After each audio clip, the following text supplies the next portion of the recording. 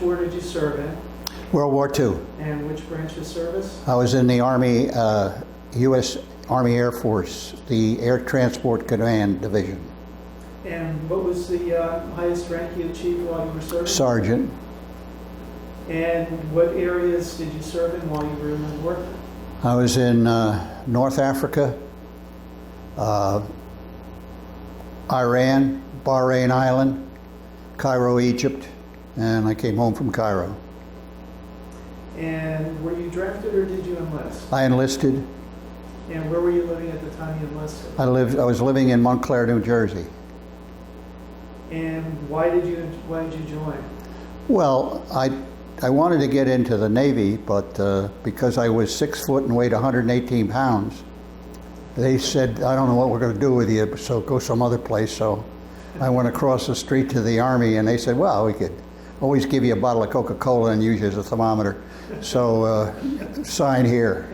I was going to ask you whether you picked a branch of service. It sounds like it was... No, you didn't pick a branch of service in those days. You never knew where you were going.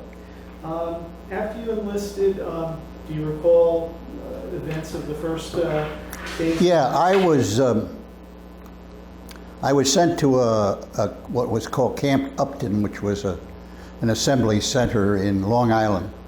I was only there a few days, getting clothes and shots, and everybody got shots, of course. I was part.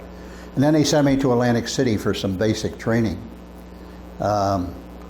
We stayed in a hotel in Atlantic City, the Ambassador, and we used to march every morning down the boardwalk under the guidance of Glenn Miller's band. Miller was there at that time leading the U.S. Army Band, and we'd march the whole distance, 3.5 miles out, 3.5 miles back every day. And then we did, calisthenics and running and all that stuff to get yourself in shape. And I stayed there from,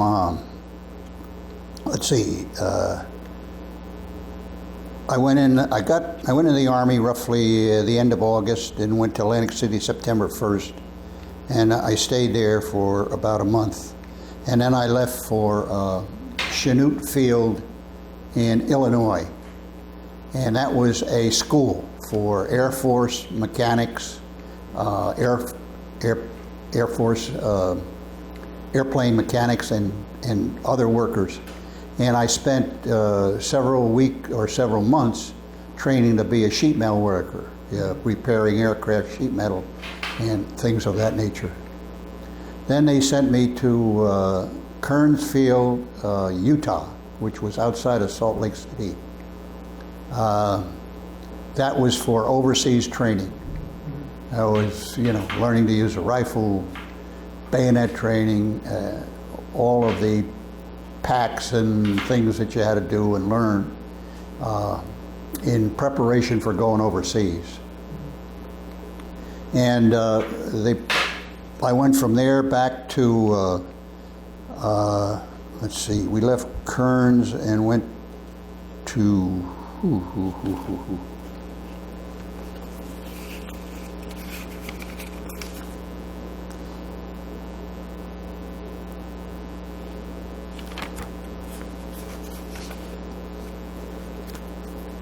we went to Camp Kilmer, which was in New Jersey.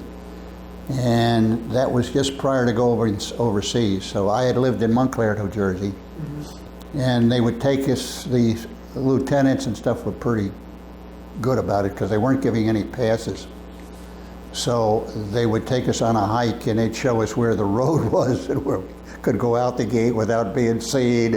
And so I went home for, a little while, for a night. Mm-hmm. Came back the next morning. Then I got the chicken pox, so they quarantined the barracks until I got over it, and then we left for overseas on February the 7th. And we got on a British ship called the Athlone Castle, which wasn't much of a ship.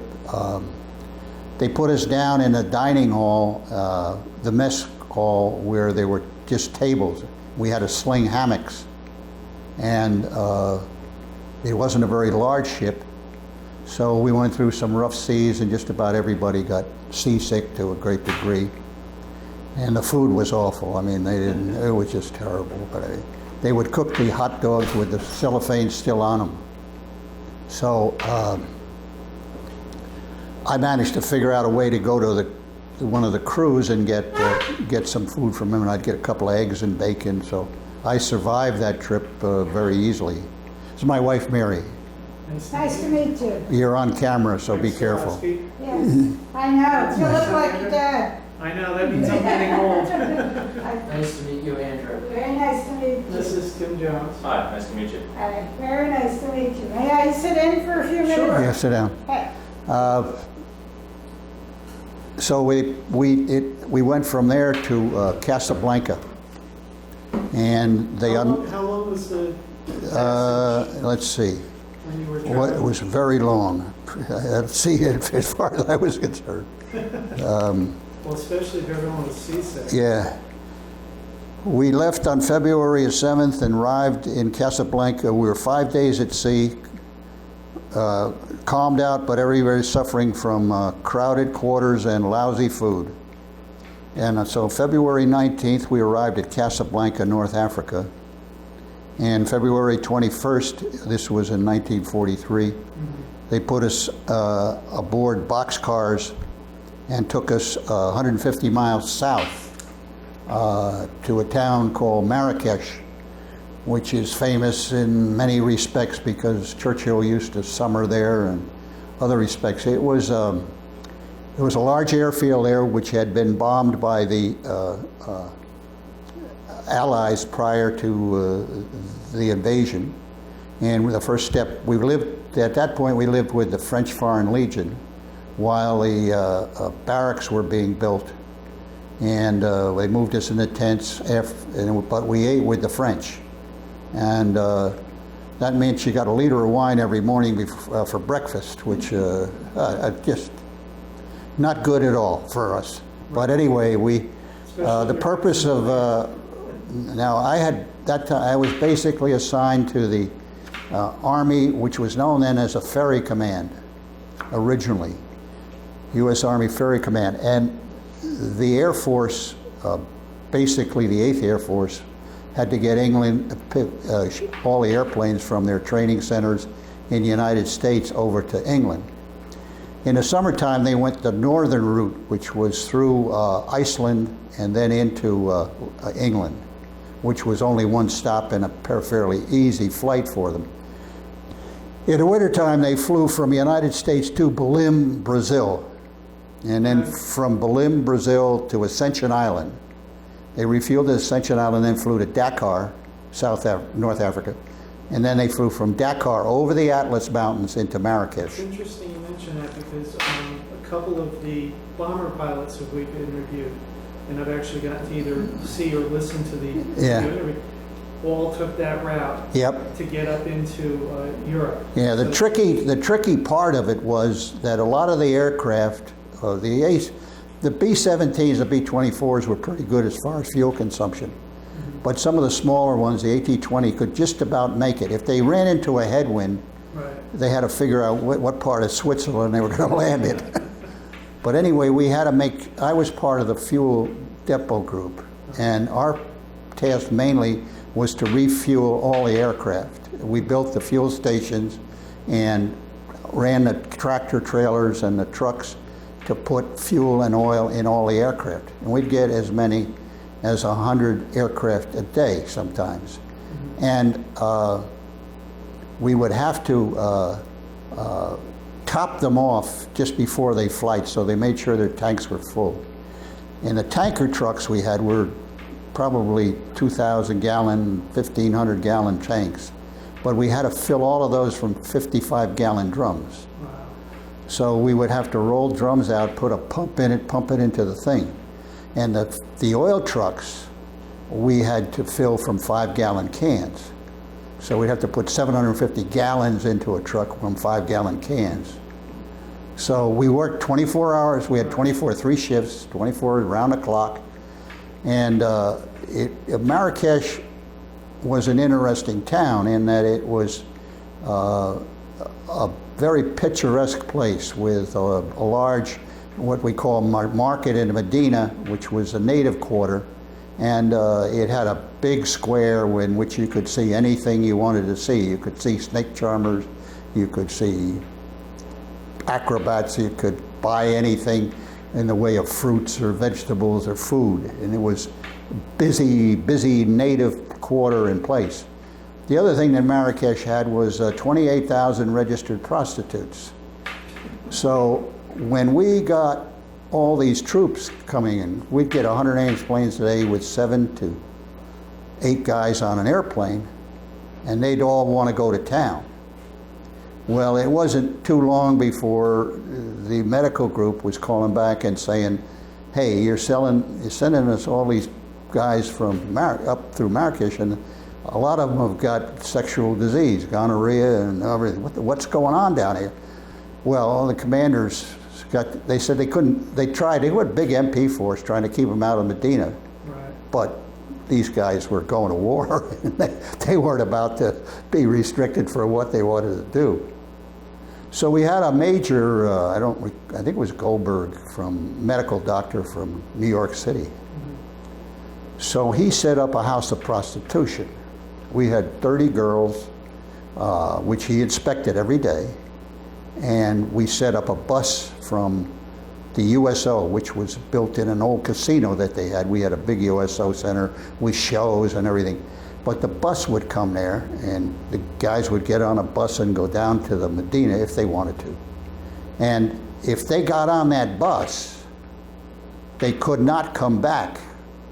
Even though they just went down to see what was going on, they could not come back without taking a prophylactic, which was the thing that you had, a ritual that you had to go through if you had had sexual relations with a lady.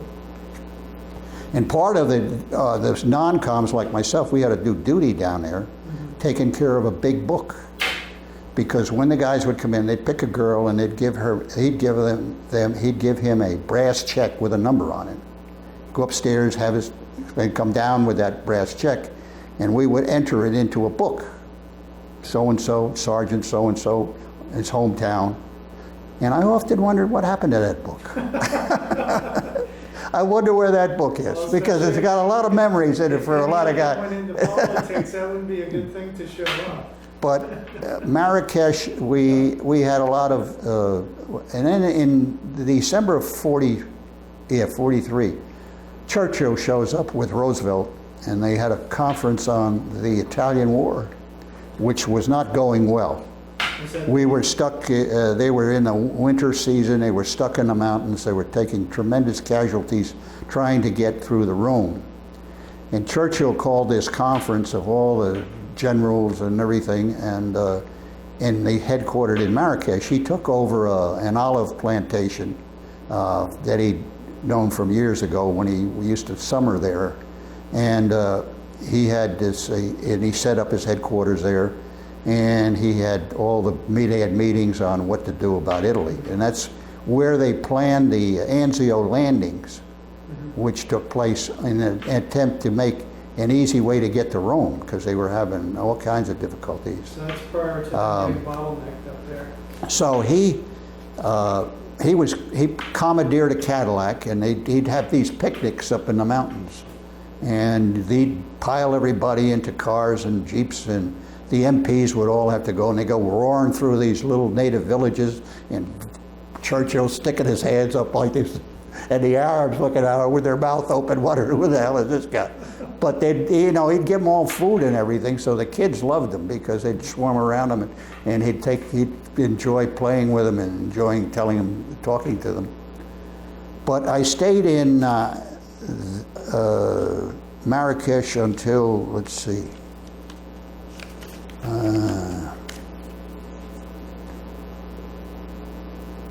I went up till April of 44, from November of 43 to April of 44. And then we got sent to Abadan, which is at the mouth of the Euphrates, where the Tigris and the Euphrates River meet. There's a town there that's in Iran, and it supposedly was the place where the Garden of Eden was, though I never saw anything resemble the garden in that area. But the problem with Iran was the heat, it was 110 degrees, and that was the port which we brought all of the P-36s to assemble and to send them to Russia, the fighter planes that they gave to the Russians. And Bell, that was a Bell aircraft, and they would bring them there, and they would put the motors on them and tune them up and fly them up to Russia. But I only stayed there a very short time, a couple of weeks, and then he sent me to Bahrain Island. Now, Bahrain Island was a fuel stop for going to India, all the supply, all of the troops that we had in India fighting their way against the Japanese. And that was an island with, it was pretty crude island at the time we went there. So there was an American oil company there which had built a compound which had nice houses and schools for their kids and so on. And they were friendly to us and, you know, brought us over to play softball and things like that. But basically outside of that, the island was just, you know, a native, like a large native village with a sheik in charge. And the other thing it was a pearl diving center. They would go out in boats with girls as divers, and they would dive down and fish for bring up shells which they look for pearls in. But now today, when I see pictures on television of Bahrain Island, it's like looking at the middle of Manhattan, and I just shake my head and I can't. But there we built a very nice fuel facility, and we took care of troops going over to the Indian theater, and we lost one airplane one night, which was unfortunate, and we had the task of, you know, putting everybody in boxes, and not a very pleasant situation. But then they sent me from Bahrain to Cairo. And Cairo was, let's see, when did I do that?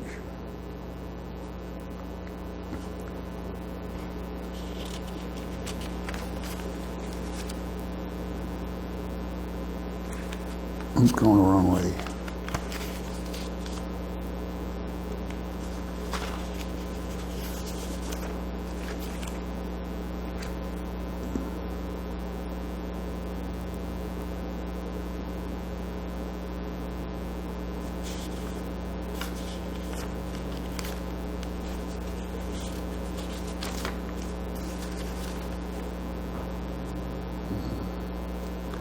Yeah, I think I went to Cairo in 1945.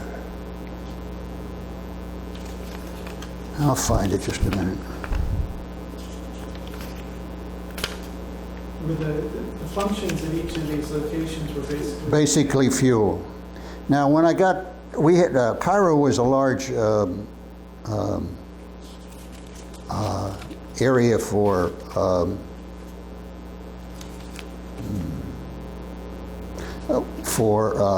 I guess I went, let's see, I was there 44. I got there in early 45, and there was a lot of military transport through there, and we had to service the aircraft, again, fuel, but it was a much more elaborate airport from the standpoint of its size and its buildings and everything. And of course, Cairo was there with its, you know, all its attractions and everything. But we had a large group of Italian prisoners, and we used to use them to clean out the aircraft. When all these passenger ships would come in, we'd have to service the part of it, and I was in charge of a bunch of Italian prisoners to clean out the aircraft and sweep them up and all that, and empty the trash and everything. So that was interesting. And then they sent me home.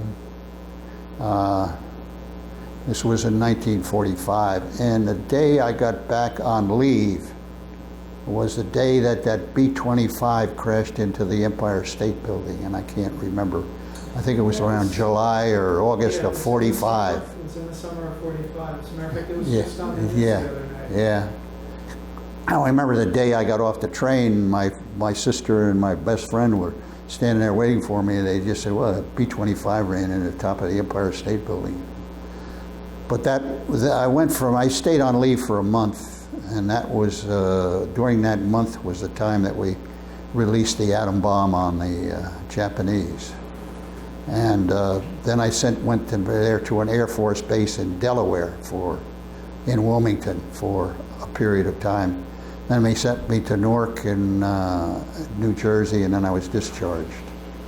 So I got out about September, October of 1945, and then I went to college on a GI Bill. So Now, that's it. Since you were moving around as much as you were to those different locations, were you able to get mail out and get mail in? We got mail, but it was not, we'd get a letter, I don't know,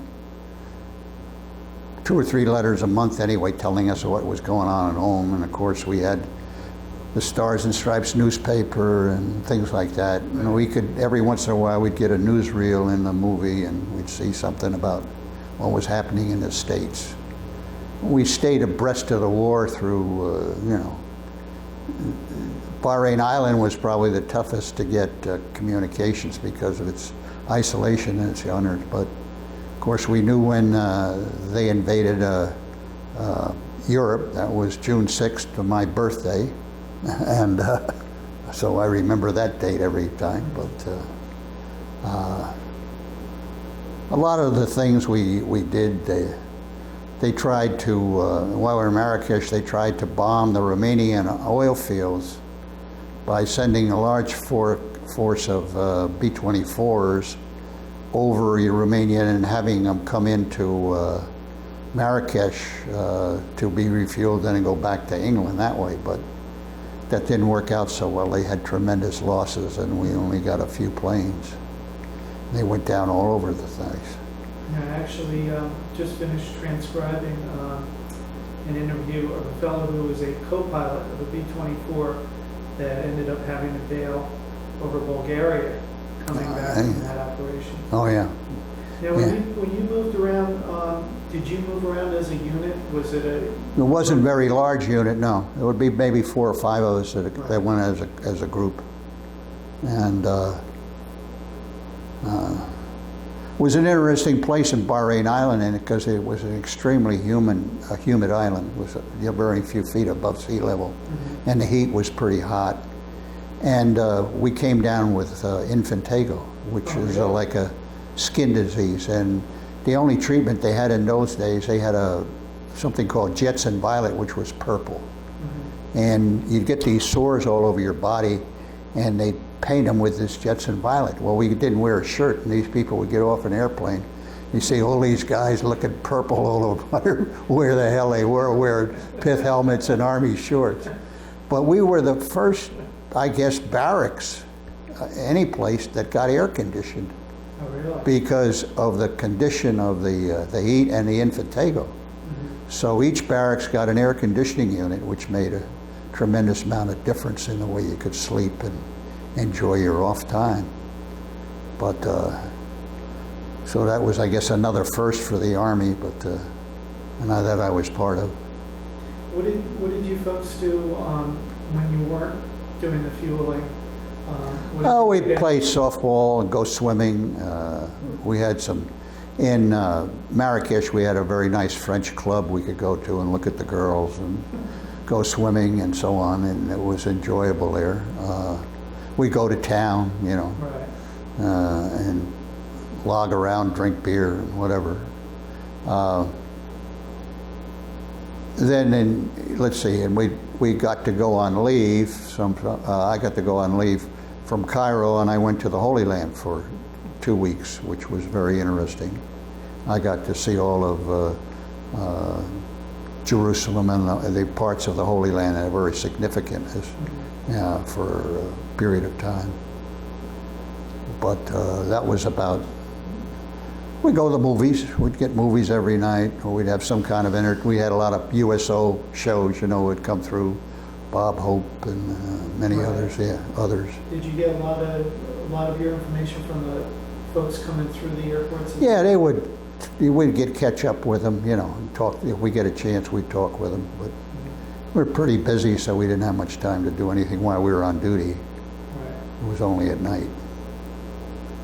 But Marrakesh, we slept in tents.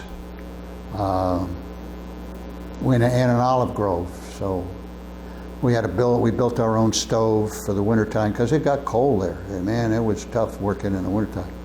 And in Bahrain Island, we had barracks that were constructed, and in Cairo, we had very nice barracks. And most places, the food, of course, the mess hall in Marrakesh was big, and it had a good menu because they were feeding a lot of Army Air Force crews that were coming through, and they had to give them a good meal, so we would get some pretty good food there.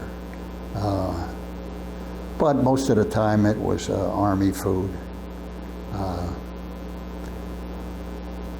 Let's see, in Marrakesh, I got a case of athlete's foot that required that they didn't have any treatment for it. In those days, they just put Jetson Violet on again. They put Jetson Violet on anything. So I was so bad, I could hardly walk. They put me in the hospital. And this major that was in charge of me, he looked at it, he says, God, I don't know. Maybe we ought to send you home. But they dried it out, and I could well enough to get around in. And I used to sleep at night with my feet up against just as close to the stove as I could get and get that heat on my feet. And I would only wear my socks for a couple hours during the day, and then I would put them in boiling water, which I cooked on top of the stove. And I would cook all my socks, and I'd try and change them 3 or 4 times a day. And then when I went down to Agadir, which was a resort town for a week's leave, and down there I could get hot salt water out of the bathtub. And I soaked them in that, and I would swim every day in the salt water, and I gradually licked it. And right now, if I get any athlete's foot at all, which I do periodically, I put it under hot water to start with, and then put Vicks Vapor Rub on it, which takes care of it. But Wow. yeah, you learn all the tricks when you have to. But I never forget that. There was my foot would look like just a mass of scabs. It was awful. So that's about my story, I guess. Well, when you came back, you said you were able to go to school on the GI Bill. Yeah, I went to, I applied for, at Stevens Institute of Technology, which was in Hoboken, New Jersey. And at that time, it was the only school that, everybody went to the same classes, at least through their freshman and sophomore years. And it was he only got a mechanical engineering degree, it's the only degree they gave. And it was a 5-year school in 4 years. We went every summer. We would learn how to run a lathe, go to forge shops, do machine work and all kinds of things of that type. And then we'd go to an engineering camp to survey and lay out bridges and things like that. So it was a very good, very complete education. But of course, that's all been changed now. They don't do anything like that anymore. But it was, you only took an option for your technical subject during your junior and sophomore and senior year, mostly in your senior year. And I took industrial engineering, and then I went on. I worked for my first job, which was in New York, was with Standard Brands, which made Chase and Sanborn coffee, black and white Scotch, Fleischmann's yeast, and all of those types, Jello, royal pudding. And I was stationed at a factory they had in Hoboken doing material handling projects. And I left them and went to American Home Foods, which was in Morris Plains, New Jersey, as a plant engineer there. They made G. Washington coffee, which was the first instant coffee. And we developed some changes in the process there, which I hold several patents on.